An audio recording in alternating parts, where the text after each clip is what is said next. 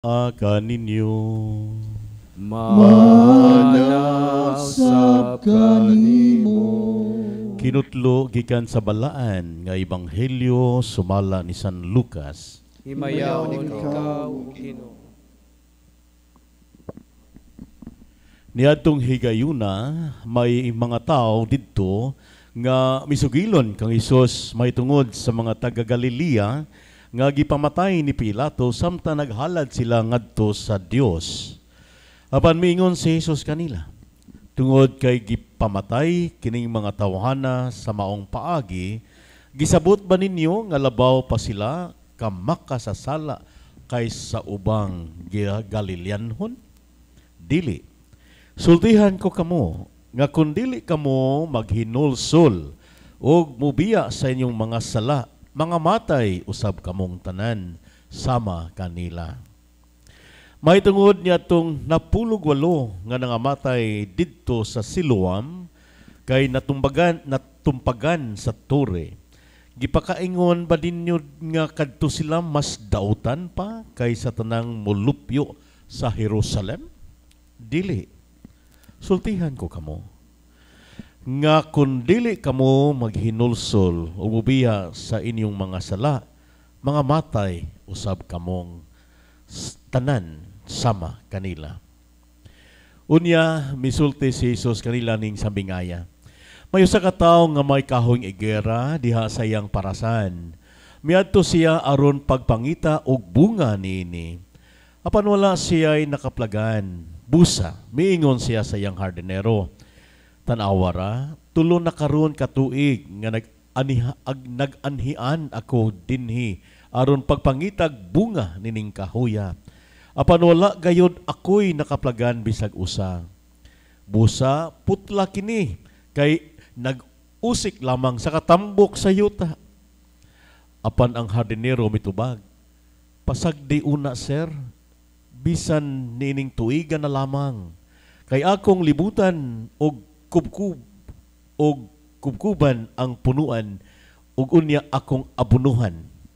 Kung mubunga kini sa sunod tuig, maayo. Apan kun dili, ipaputol kini. Ang ebanghelyo sa Ginoo. Daygon ikaw, O Kristo. Palihog. Manglingkod maayong udto kanyong tanan. Mayong udto, Padre. Niyata sa Sabado, adlong Sabado sa kauhaag tulo nga simana sa kalendaryo sa atong simbahan.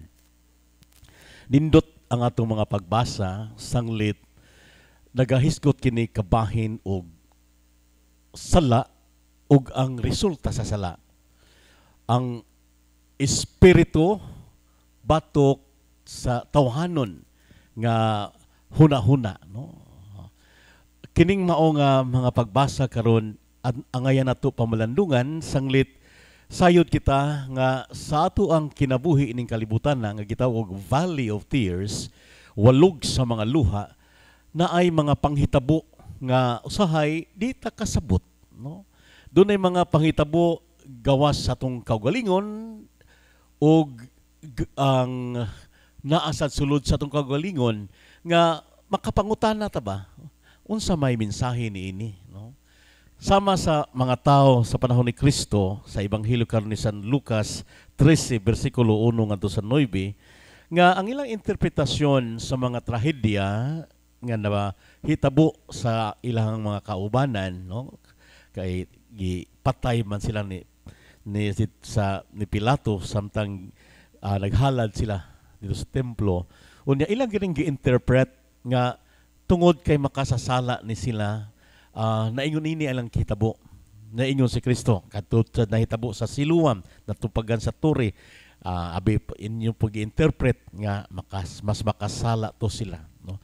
Sa ato pa, in every sin there is a consequences, no? Matag sala dunay resulta nga kadautan. Walay sala nga maayo og resulta, pulos gud kadautan. Busa sa Kristo iyahang giingon nga kung dili mo maghinulsol o bubiya sa mga kasalanan, mamatay sad kamo gihapon, no? So atong ibalik katong hitabo sa pagbuhat sa Ginoo sa tao nga diin sa original nga kahimtang sa tao, walay kamatayon ang tao. Ang iyang connection, no? Connectedness niya sa Ginoo, ang dugtong niya, walay putol, no? Wala maputol ba? Gitawag itong sanctifying grace, grasya makasantos. Mga ang tao, walay kamatayon. Kay direct man, no? Sumpay man ang Ginoo o ang iyang binuhat, si Adan o si Eva, no? Mao to'y nindot, gitawag paraiso, nga gipuy-an kinabuhi sa tao tungod kay wa siya kamatayon, no? Nganong ning sulod man ang mao nga kamatayon sa kasaysayan sa tao, matud pa sa Book of Wisdom, ang basahon sa kinaadman, nagkanayon, God did not make death, no? Ang Ginoo wala gyud nagbuhat sa kamatayon. He fashioned all things that they might have being, no? Doon na ba'y kinabuhi la. Katulaging kinabuhi nga gitawag natong ruwa, the breath of God, no? Kay humaghulma sa Ginoo sa tao in His image and likeness, ang dagway kasamahan, giyang ginhawaan to ang iyang hinulma nga tao gikan sa yuta. Ginhawa. Unya, gitawag kog ruwa sa Hebrew nga pinulungan. Pag ginhawa sa Ginoo siyang espiritu ngadto sa iyang binuhat, nakaginawa ang tao.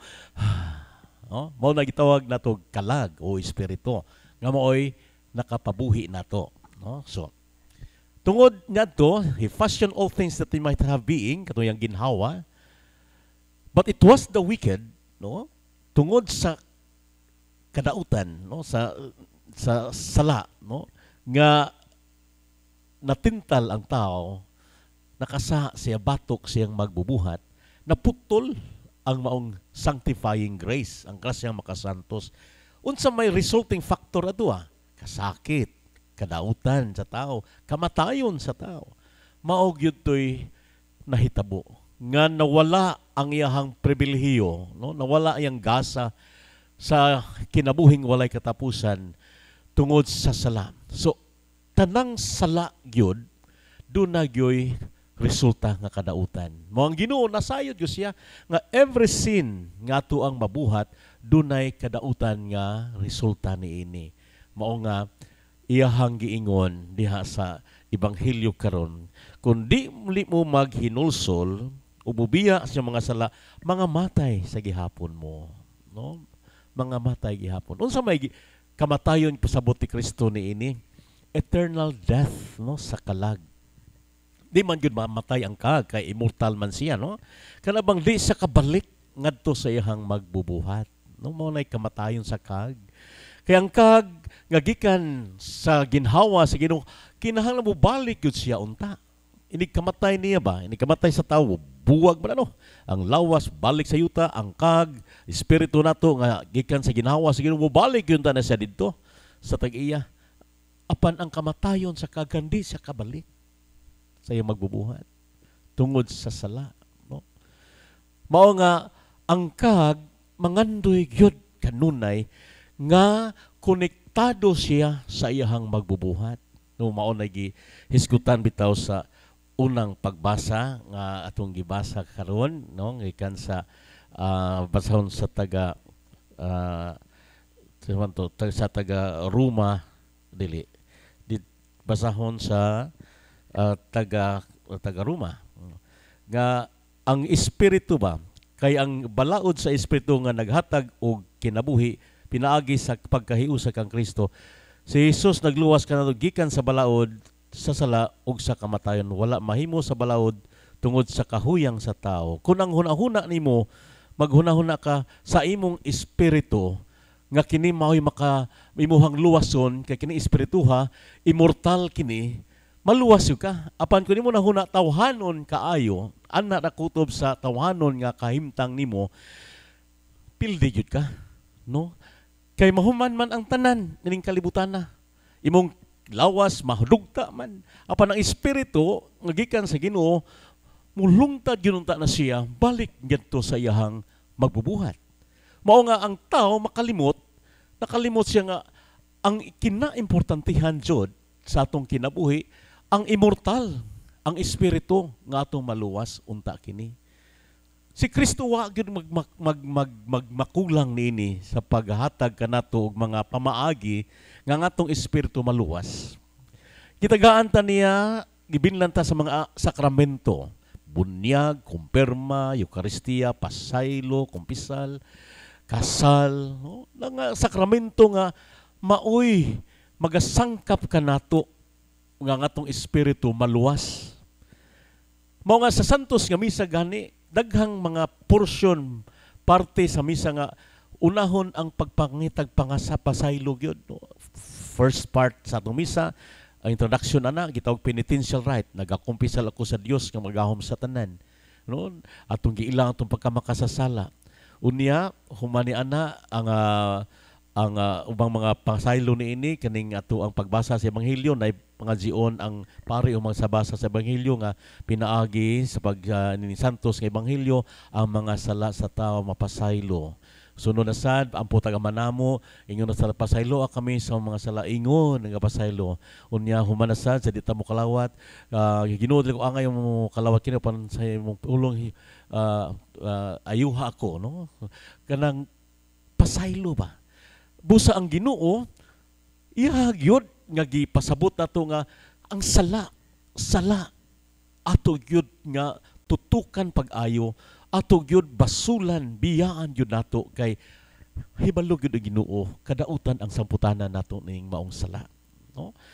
So mga igsuon gyud ni Kristo sa katapusang bahin sa ebanghelyo, ang Ginoo ninghatag gyud og chance nato ba nga naa siya nahigugma nagatiman nato bisan pa sa atong pagkamakasasala. Kaingon siya sa katapusang bahin sa ebanghelyo karon nga diha sa usa ka sambingay nga usa ka tag-iya sa maong kahoy igera, giingnan niya ang iyahang hardinero, putlan ng kahuya kay wa sigug ani dinhi wa gani mamunga.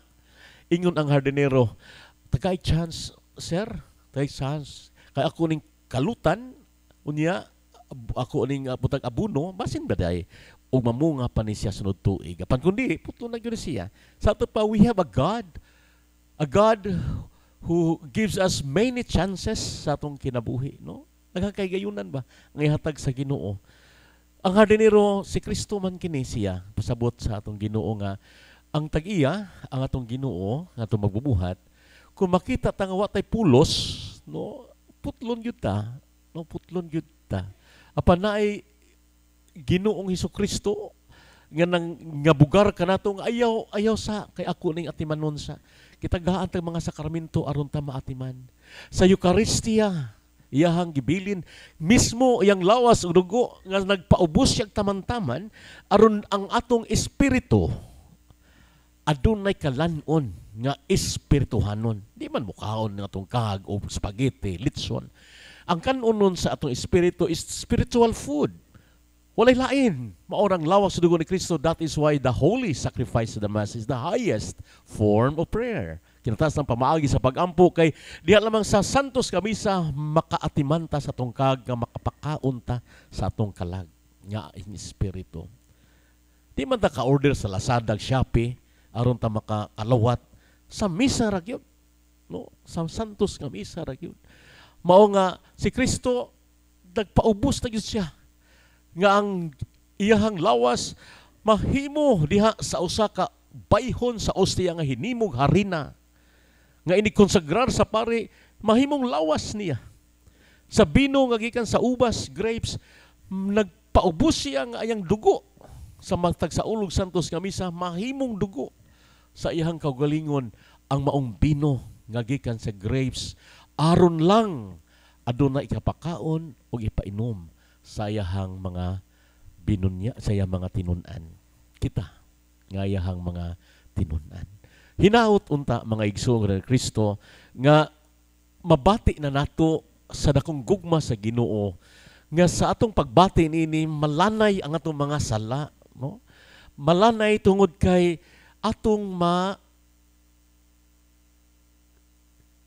mapasulan, matumbok nato kining salaa, nagbalik-balik lang yun ni.